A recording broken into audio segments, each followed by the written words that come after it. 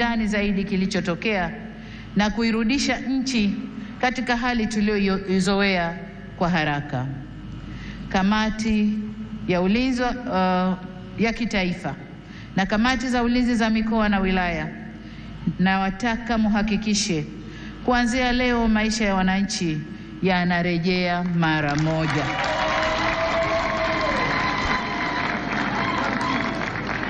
Amesema hapa Rais wa Zambia na Rais wa Burundi. Machafuko ndani ya nchi si mema, hayana bei, hayana thamani na si faida kwa yoyote yule. Kwa hiyo ndugu zangu, niwaombe sana tuzingatie umoja, amani na utulivu wa nchi yetu. Ndugu zangu, nitumie fursa hii kutoa onyo kama mama